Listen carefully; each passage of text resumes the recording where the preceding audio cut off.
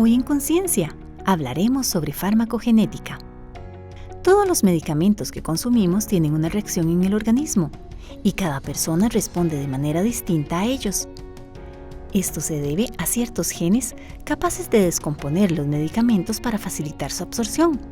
Al estudio de la relación entre los genes y la respuesta a un tratamiento farmacológico se le conoce como farmacogenética. Su principal objetivo es prevenir el riesgo de una intoxicación o la ineficiencia en el efecto de un tratamiento farmacológico. Esto con el fin de optimizar el tratamiento a nivel individual y buscar una terapia personalizada más segura y eficiente que permita seleccionar el medicamento correcto y la dosis adecuada para cada paciente. Hay que tener en cuenta que cada persona es genéticamente diferente, por lo tanto los medicamentos no sirven igual para todos.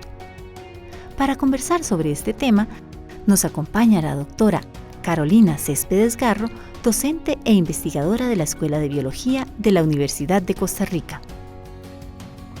Carolina, bienvenida a Conciencia. Muchísimas gracias por dedicar este espacio a explicar una disciplina completamente nueva en nuestro país como la farmacogenética.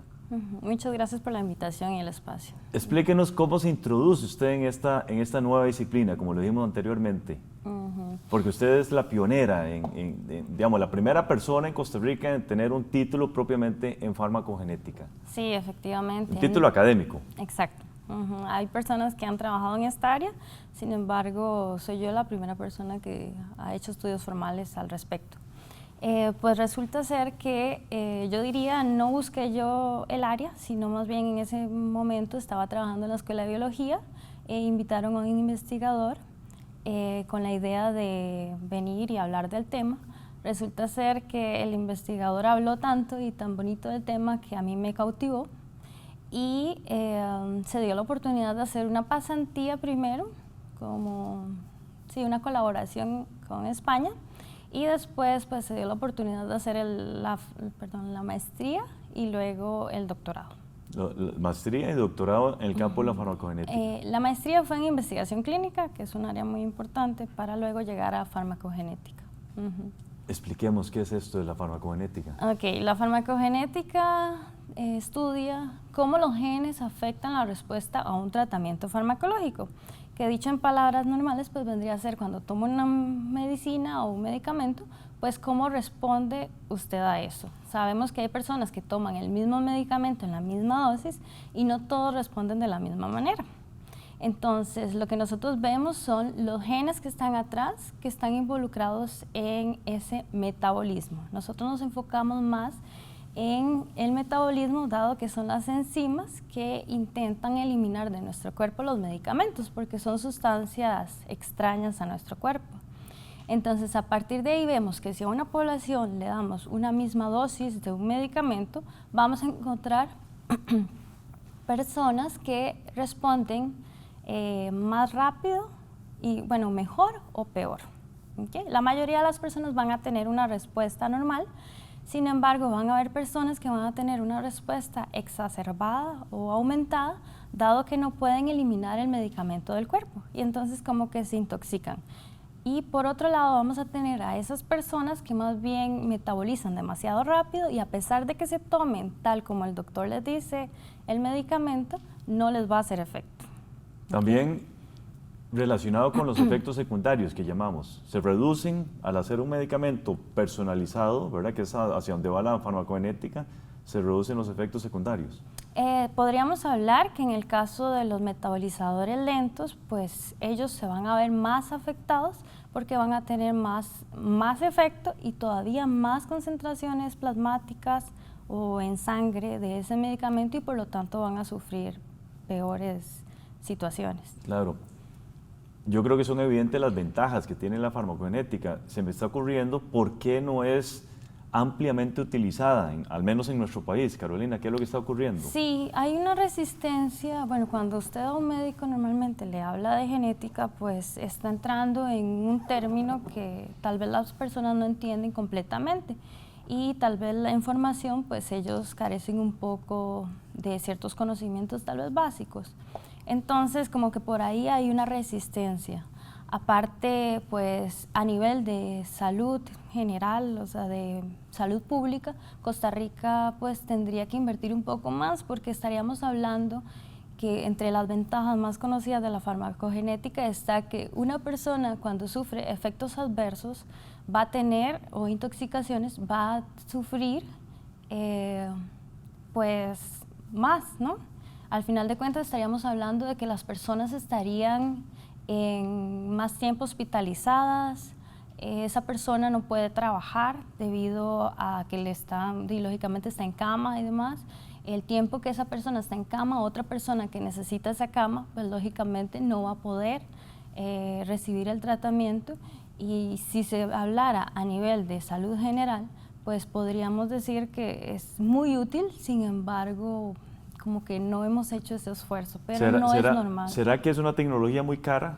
Ok, no, a mi parecer no, y es más el desconocimiento, digamos. Las farmacéuticas, que son las que más se han encargado de este tema, pues han traído ciertas herramientas que son un poco caras o elevado el costo, y a nivel de salud pública tal vez no son utilizables. Sin embargo, si nosotros hacemos un enfoque totalmente dirigido a las personas que van a ser expuestas a un tratamiento, pues eso nos ayudaría más y abarataría un montón los costos.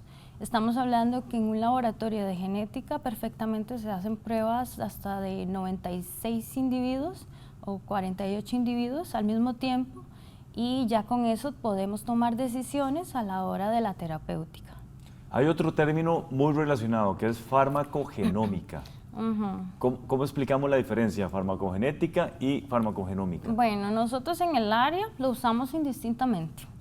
¿Okay? Normalmente las diferencias que se hacen es si involucran más de un gen a la vez o si estamos hablando ya de ARN, pero indistintamente en las publicaciones usted ve que decimos farmacogenética y farmacogenómica. Así sinónimos. Sí, yo diría indistintamente uno se usa con respecto al otro. Un poquito de antecedentes, Carolina. Más o menos, ¿cuándo surge la farmacogenética o farmacogenómica en la historia de la humanidad? Resulta que, como todo en biología y en la ciencia, pues todo surge de una observación. Hay información desde Pitágoras, que él hablaba de que unas personas que comían las habas se veían como intoxicadas, mientras que otras personas no, las comían y totalmente pasaban bien. Resulta ser que a partir de esas observaciones empezaron el estudio. Sin embargo, no es hasta 1959 por ahí que Vogel es la persona que acuñó el término. Y a partir de ahí pues empieza a estudiar más, se estudia casualmente en poblaciones como inglesas, luego se pasa a estudiar a poblaciones africanas y se ve cómo van variando las personas. Qué interesante. En el siguiente segmento le quiero preguntar qué fue lo que usted hizo como tesis de doctorado en el campo de la farmacogenética. Hacemos una pausa y ya regresamos. La mayoría de los fármacos son efectivos únicamente entre el 25 y el 75% de los pacientes a los que se les administran.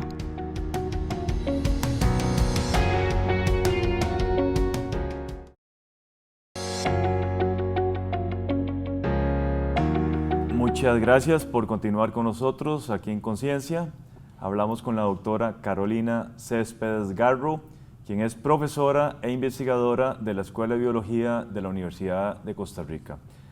Háblenos de ese doctorado, Carolina. ¿Qué fue lo que usted hizo? Pues yo sé que hizo una tesis con personas de nuestro país. ¿Por qué España? ¿Es España líder en el campo de la farmacogenética? Explíquenos un poquito la naturaleza de su doctorado. Vale.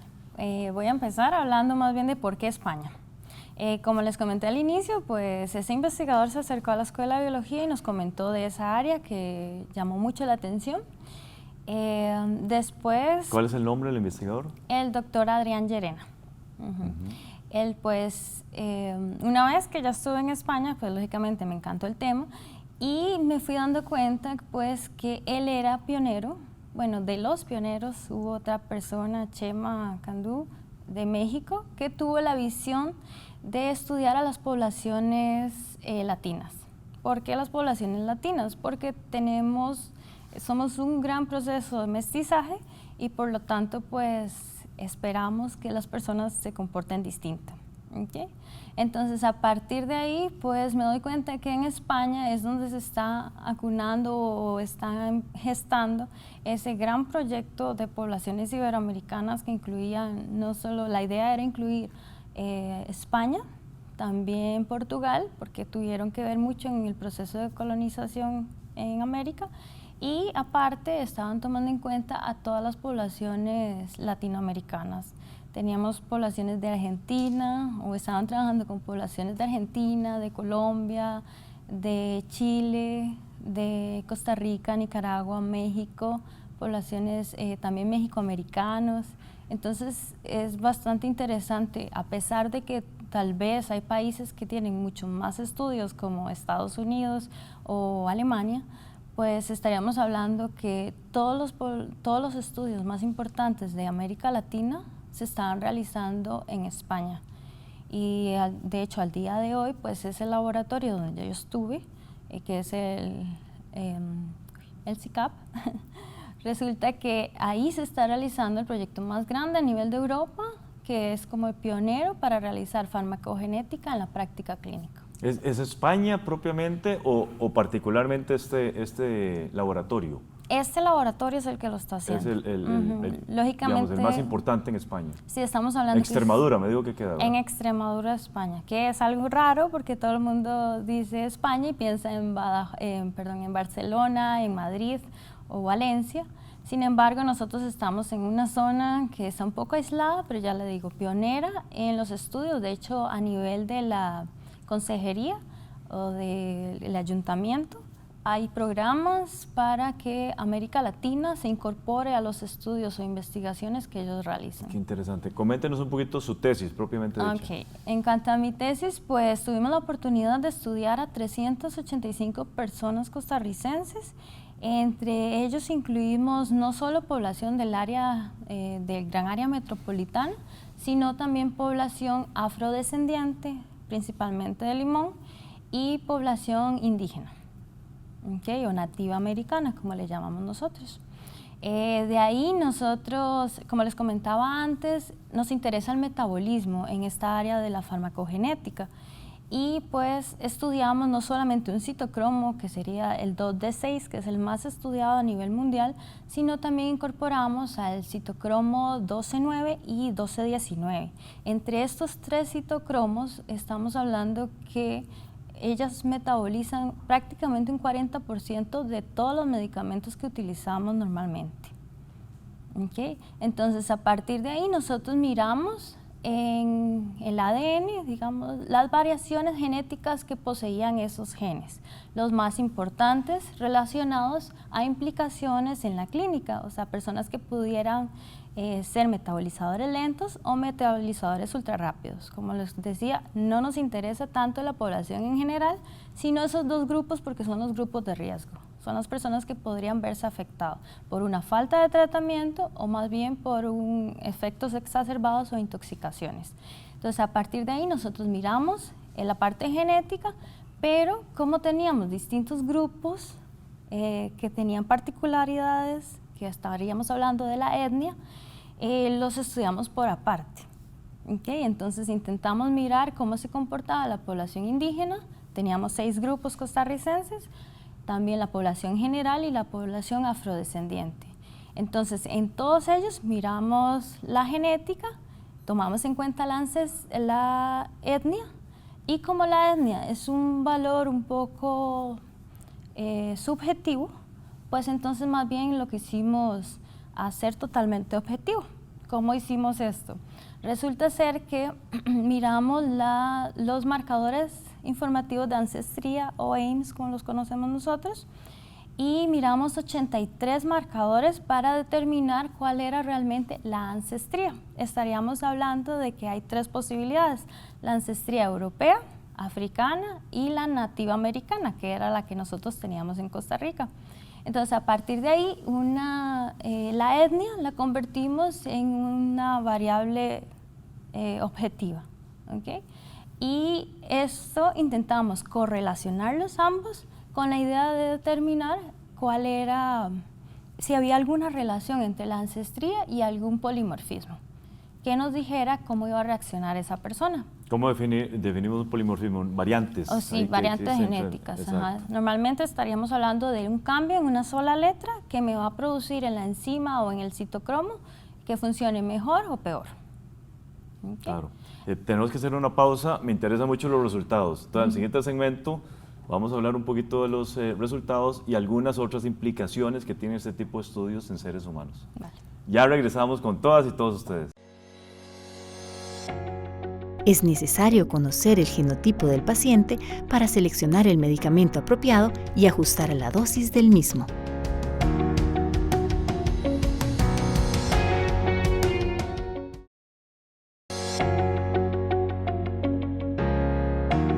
Estamos conversando con la doctora Carolina Céspedes sobre farmacogenética o farmacogenómica. Ya definimos que eran prácticamente sinónimos.